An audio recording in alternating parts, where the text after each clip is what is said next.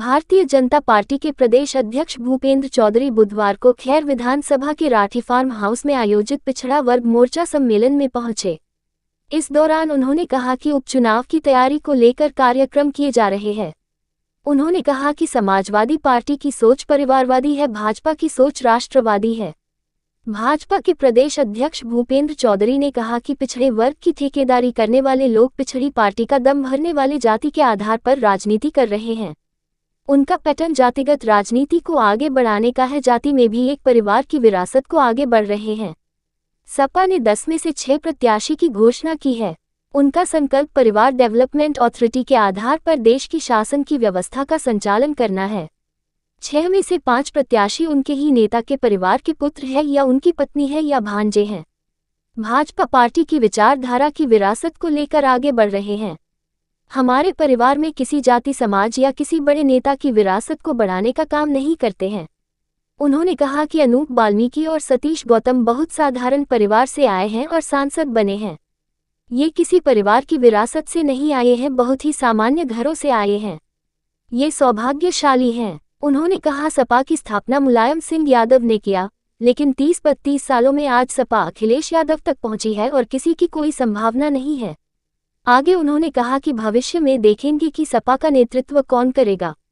अभी एक पीढ़ी उनकी आगे बढ़ते हुए दिखाई दे रही है। उनके बच्चे किस तरह से सक्रिय हैं, समाजवादी पार्टी का वही नेतृत्व करेंगे। जवाहरलाल नेहरू की विरासत को इंदिरा ने आगे बढ़ाया, फिर राजीव गांधी और सोनिया गांधी ने बढ़ाया। अब राहुल गांधी विरासत को आगे बढ़ा रहे हैं।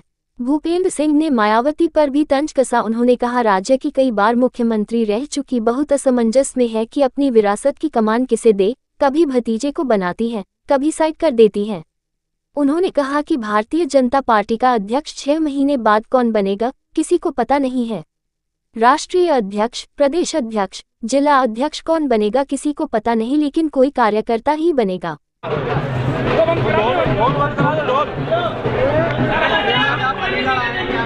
हरियाणा में खाता नहीं खुला है बीएसपी का, तो अपनी घीस मिटा रही है। वो कह रही है जाटों ने वोट नहीं दिया। भारतीय जनता पार्टी संगठन की दृष्टि से उत्तर प्रदेश में जो 10 उपचुनाव होने हैं उसकी तैयारी की दृष्टि से हम लोग अलग अलग हमारे मोर्चों के सम्मेलन हैं, हमारी बैठकें हैं, विभागों के हिसाब से अलग अलग सामाजिक वर्गों के हिसाब से हम लोग बैठकर अपने संगठनात्मक गतिविधि को आगे बढ़ा रहे हैं। और ये हमारी विधानसभा उपचुनाव है, उसकी तैयारी का हिस्सा है। जैसे भी चुनाव में अधिसूचना लगेगी हम लोग प्रत्याशी घोषित करके 10 के 10 उपचुनाव में भारतीय जनता पार्टी के प्रत्याशी घोषित करके जनता के बीच में जाएंगे योगी जी के नेतृत्व में। और मुझे विश्वास है कि भारतीय जनता पार्टी को उत्तर प्रदेश की महान जनता का आशीर्वाद मिलेगा। सपा ने 6 कैंडिडेट घोषित कर दिए, भाजपा के कब तक उम्मीदवार? अब आप जानते हो कि समाजवादी पार्टी पीडीए की बात करती है। आज उनका परिवार डेवलपमेंट अथॉरिटी के रूप में जो कर रहे हैं वो कहीं ना कहीं सामने आप सबके है।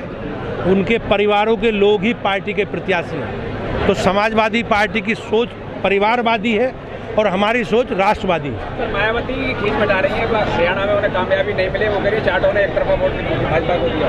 बटेंगे नहीं तो बट जाएंगे, क्या ये कितना है?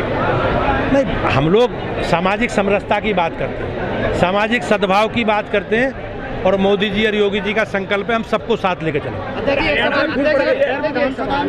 हरियाणा में योगी आदित्यनाथ लोकल आए 13 सभाएं हुई, 13 में से 9 सीटों पर भाजपा ने बड़ी जीत हासिल की। भारतीय जनता पार्टी के असंख्य कार्यकर्ताओं ने हमारा प्रयास किया है, मेहनत की है और हमने वहाँ के मुख्यमंत्री जी के नेतृत्व में और माननीय प्रधानमंत्री जी का जो प्रतीक लोगों का विश्वास है, उस विश्वास हमारी जीत में कहीं ना कहीं प्रधानमंत्री जी के प्रति लोगों का विश्वास झलकता है।